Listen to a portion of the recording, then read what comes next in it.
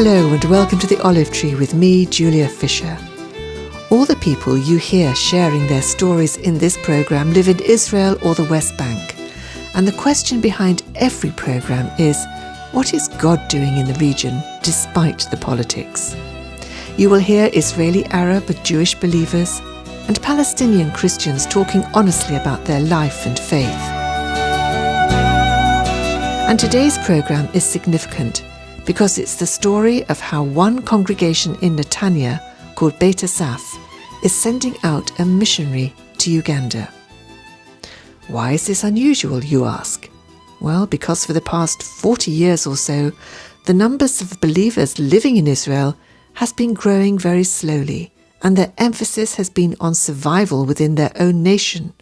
However, all that is changing, and gradually mission abroad is not only being talked about, it is happening. To find out more about this story, we met Evan Thomas, the pastor of Beit Asaph, and Stuart Fisher asked him, why Uganda? The whole issue of missions is really my heartbeat in this last couple of years.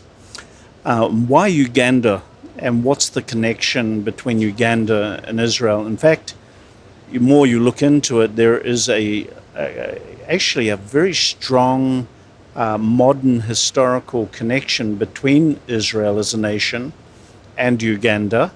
And the more we look into it, the more we find out. But I have been hoping to see a development of mission in general from the Messianic community in Israel, because I believe very, very strongly from the prophetic scriptures that Israel has an ancient calling to be a light to the nations. And there's no doubt when you can go to nations that are so deeply needy, not just spiritually, but in every way, so underdeveloped. And the connection more personally to us as a congregation has come about because of nearly 14 years of connection in a region in the eastern part of Uganda on the foothills of Mount Elgon between Uganda and Kenya. And we've had one of our national discipleship programs called Lech Lecha. Lech Lecha is from the Hebrew scripture, go forth. You find it in the opening sentence of Genesis chapter 12. And this discipleship program, 3-month intensive for young Israeli believers, often culminated in the summer with sending out a team for about a month to Mount Elgon area, working with the kids in the schools and just generally being an encouragement to local Christians, Muslims, whoever we would reach in this particular area. 3 years ago, my wife Mala was asked to join a very small team to examine the possibility of really developing a sophisticated education program in this particular area where a local NGO has really on their hearts to build a school for 300 kids. Most of them would be live-in. They themselves are orphans, most of them, because they've lost parents to the HIV epidemic in the region. And Mala had recently retired 3 years ago, said yes, she'd go with the team because her area of expertise is special education.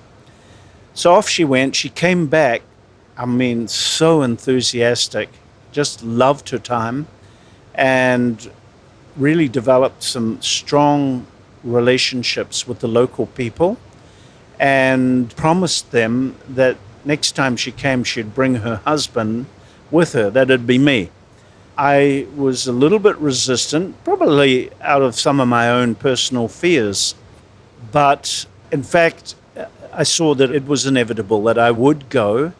And as we also saw within the congregation amongst our young people, and then more broadly speaking, a real interest to get in behind and support this local NGO, this local work in the region. And as a pastor, I thought, well, we'll see how this develops. And so we began to raise funds, take donations, and people responded amazingly. And as a result, we were able to send monies to buy building materials. Then one of our young ladies, who had been back and forth, I think 3 or 4 times with these Lech Lecha teams, was sensing more and more a call on her life to make this a more long-term project. She's trained kindergarten teacher here in Israel, single woman, dedicated to following Yeshua, the Lord. And when she presented her desires to us as a pastoral team, we quickly saw that this was something that the Lord was endorsing, and immediately got behind it. So this trip of mine with Mala, my wife, was really going there to prepare the way for Miriam, this young woman, to go, and she will do so in January 2020.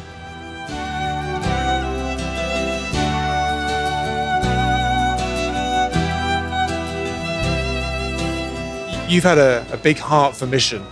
What effect do you think these trips have had on the congregation? Have you had any difficulty pulling teams together? You found that people are so excited about it, and also what effect it had on the people coming back from Uganda?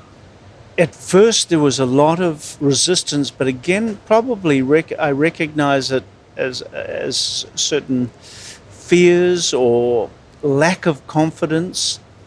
And that's typical, I think, where you have such a strong immigrant presence within your community. Look, so much of your energy has gone into making that big step of immigrating into a culture that often seems almost at odds with what you grew up with.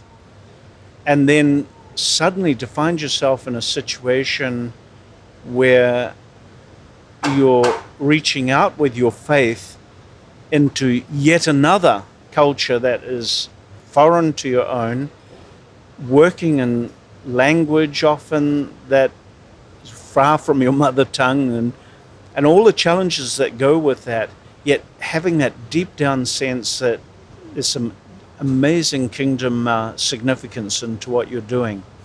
So actually, as we began to talk about it, pray about it more, this reluctance, this sort of resistance suddenly turned into an excitement.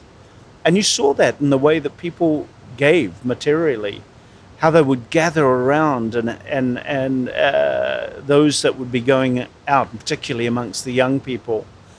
And that's spread, not just in the Uganda mission, where we have now developed a wonderful sense of brotherhood with the local believers there, but it's going much broader than that. And we're starting to realize that this call on our lives to the nations is something that is ancient, is powerful, and something very much for this season.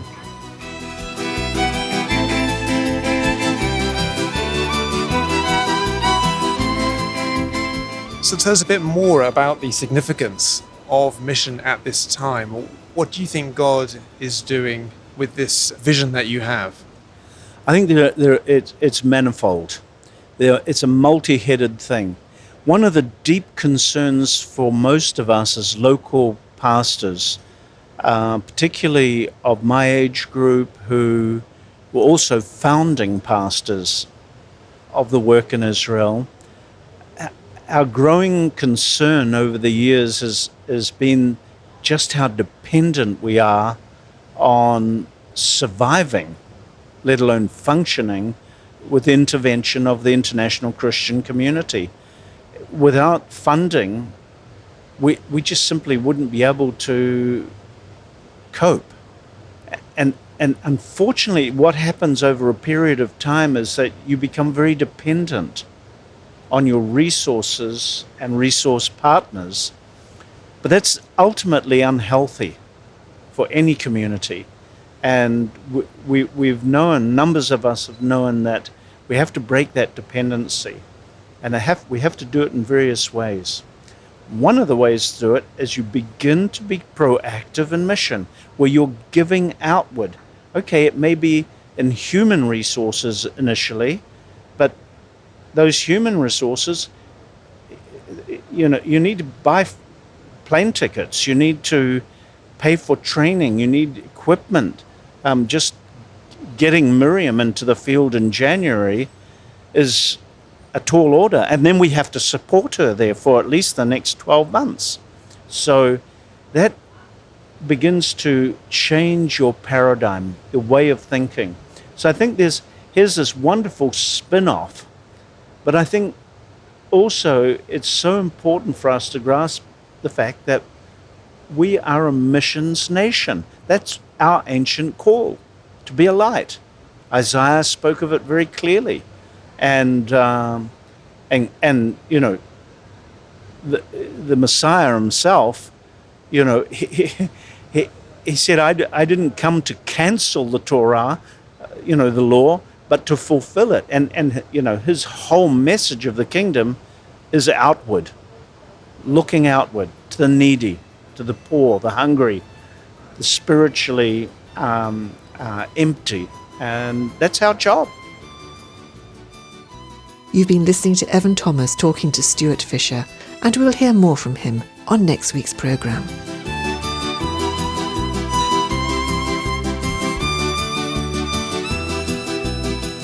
The Olive Tree Reconciliation Fund is a Christian charity based in the UK that supports the needs of both Jewish believers and Arab or Palestinian Christians living in Israel and the wider Middle East.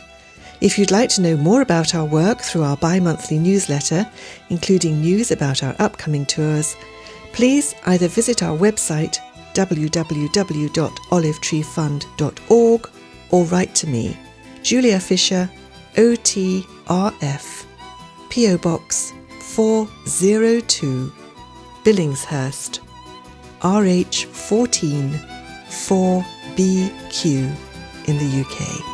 Meanwhile, join me at the same time next week for another story from the Olive Tree. Until then, goodbye.